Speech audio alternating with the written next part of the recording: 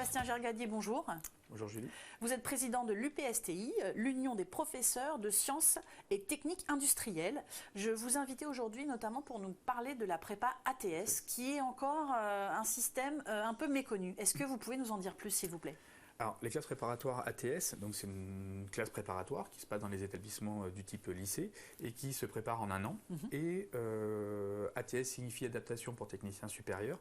Et donc du coup, c'est des étudiants titulaires d'un BTS ou d'un DUT qui souhaitent poursuivre leurs études scientifiques ou technologiques pour obtenir un diplôme d'ingénieur. Et donc du coup, ils vont devoir intégrer une école d'ingénieur et une de leurs possibilités, c'est d'intégrer ces classes préparatoires ATS qui va les préparer finalement à un concours pour intégrer une école d'ingénieur. D'accord, parce que c'est vrai qu'ils peuvent passer par le biais des admissions parallèles classiques, mais on sait que c'est pas toujours évident pour les gens qui ont fait un BTS ou un DUT. Donc cette prépa, en un an, leur donne finalement les bases et les prépare à passer ces concours. C'est exactement cela. Donc du coup, les élèves de BTS ou DUT, donc il y a une quarantaine de classes en France, réparties à peu près équitablement sur le territoire national. Et pour 60% de titulaires d'un BTS et 40% de titulaires d'un DUT, on leur apporte les savoirs scientifiques, mais aussi de la culture générale et littéraire pour intégrer du coup une école d'ingénieur via un concours. Et avec des places réservées sur ce concours-là dans les écoles d'ingénieurs.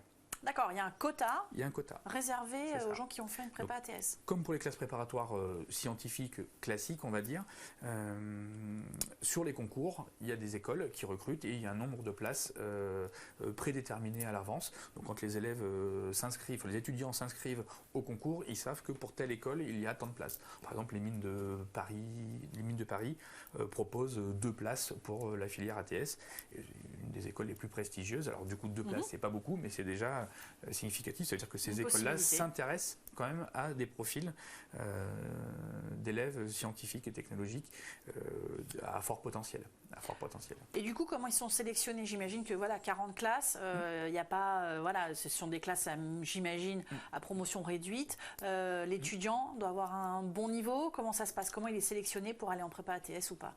Alors, effectivement, il faut que le dossier soit solide. Il ne s'agit pas d'avoir 17 ou 18 de moyenne dans toutes les disciplines. Il faut, comme pour les autres classes préparatoires, il faut un profil équilibré. Il n'y a pas de discipline où finalement il y a un problème particulier. Donc, des élèves qui ont 12, 13 de moyenne ont a priori toutes leurs chances. Mais réguliers et travailleurs. Réguliers, travailleurs, voilà. Donc du coup, tout se passe en un an, donc c'est extrêmement rapide. On va dire que les épreuves écrites se déroulent plutôt vers le mois d'avril. Donc finalement, l'année scolaire est assez courte, mais ça se passe bien et les taux de réussite sont vraiment bons.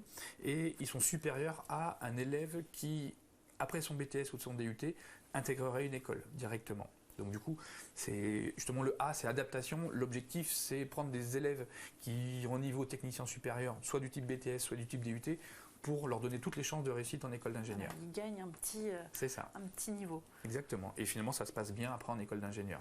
Donc du coup... oui, vous le savez, vous avez un suivi, ce sont des profils qui réussissent dans les écoles d'ingénieurs, qui s'épanouissent. Oui. Alors, bien évidemment, plus ils intègrent des écoles prestigieuses, plus la marche est délicate. À franchir, bien sûr. Elle est délicate, mais par la motivation des élèves, mais aussi les écoles d'ingénieurs aiment beaucoup ces profils-là, donc du coup mettre en place des pédagogies adaptées. Donc du coup, finalement, ça se passe bien. Donc c'est une très bonne voie pour des élèves qui initialement n'avaient pas forcément imaginé poursuivre en école d'ingénieur et obtenir un diplôme d'ingénieur, mais ils ont cette possibilité-là via les classes préparatoires ATS. À bon entendeur.